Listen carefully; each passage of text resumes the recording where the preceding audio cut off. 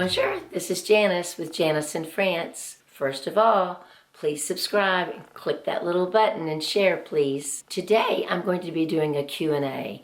I've had so many people, and I'm very thankful, that have written me questions on my YouTube channel. So here we go. The first one is, am I renting or buying?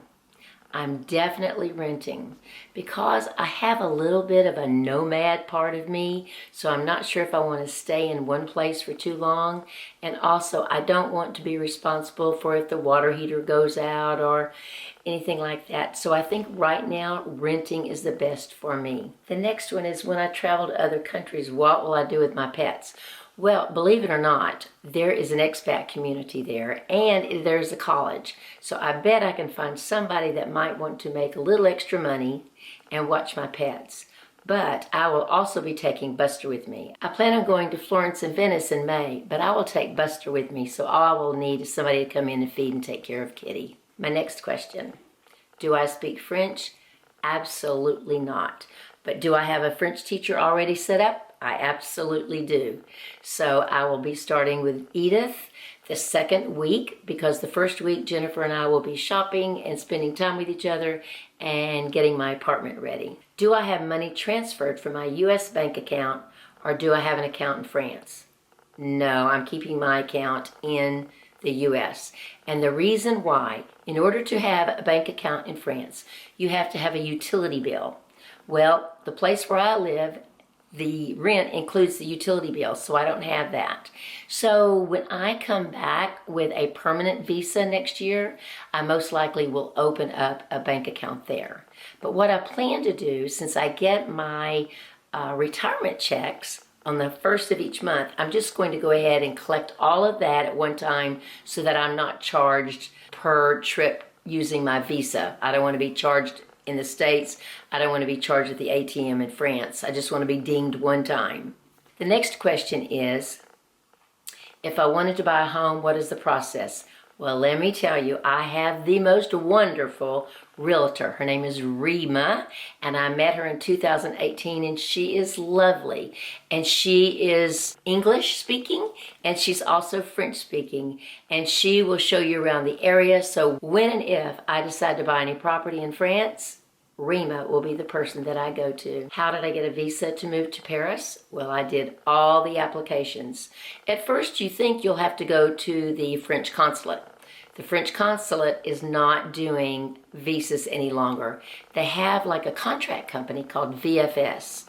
And you go to their website and you just fill out the application and you follow everything that they say to do.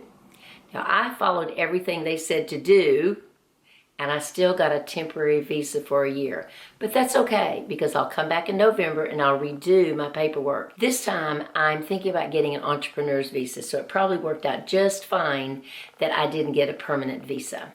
The next question is about health care.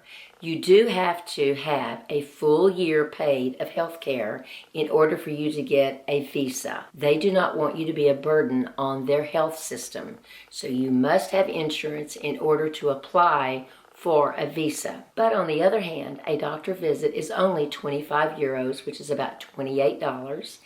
And if you have any kind of test, it is like half, if not less, than what you have in the state.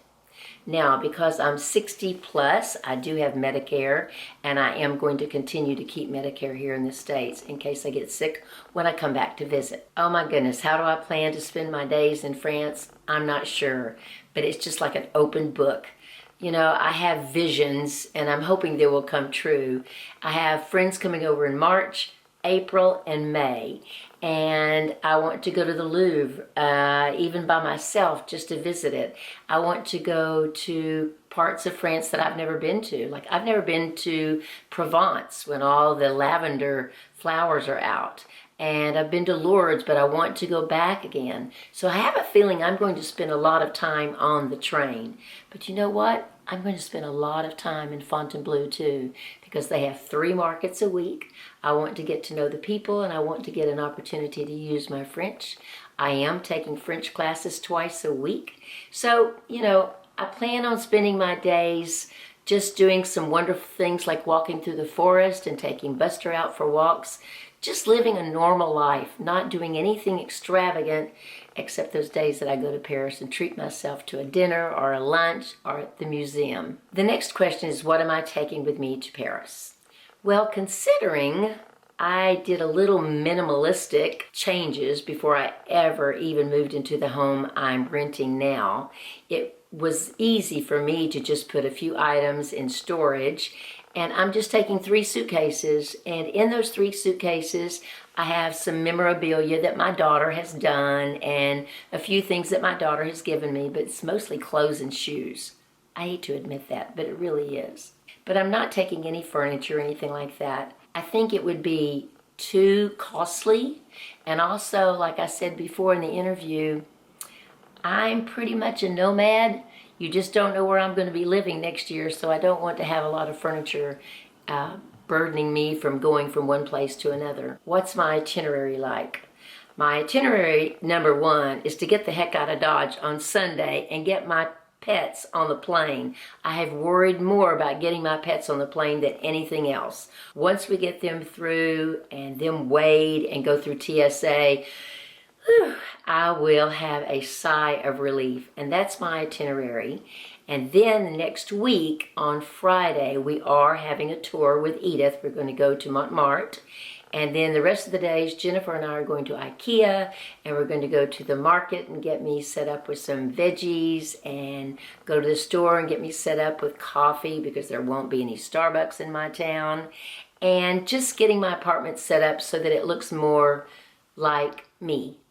In fact, one of the videos to follow will be revamping my apartment from what it looks like now to what I want it to look like for me. So stay tuned for that one. The next question is, why Fontainebleau? I'm not sure.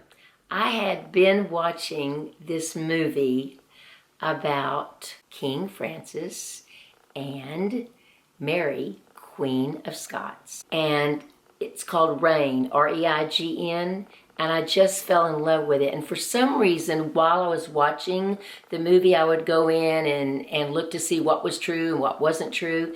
And one of the things that they said about it is that they did some filming around the chateau in Fontainebleau. So the trip I took in 2018 for 6 weeks by myself, I went to Fontainebleau. And as soon as I got off that bus and there was cobblestones and I saw the chateau and I saw the forest, it just took my breath away. And I've gone back 3 times since then, and that's the place I want to try out for my first stay. Now, whether I'll stay there more than a year, I don't know, but it absolutely took my breath away, and that's how I chose it. I would love to live in Paris, but I am a retired school teacher. There's no way I can live in Paris. And I knew I had a cat and a dog, and I really wanted a little bit more space for my dog and not be right crammed into the city.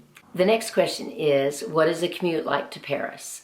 Well, if there's no strikes, and if there's no construction, and if everything's running the way it's supposed to be, it's a 45-minute trip. And believe it or not, I have a bus route that's right in front of my apartment, and it will take me about 5 minutes to get to the train station. And I think my bus ticket's about $1.29, and then I get on the train, and then I go to Paris. And that's what my commute is like to go to Paris. That's all for the Q&A today, but please follow me on Instagram, Janice in France. It will give you a little bit more information about what's going on with me. Thank you. Au revoir.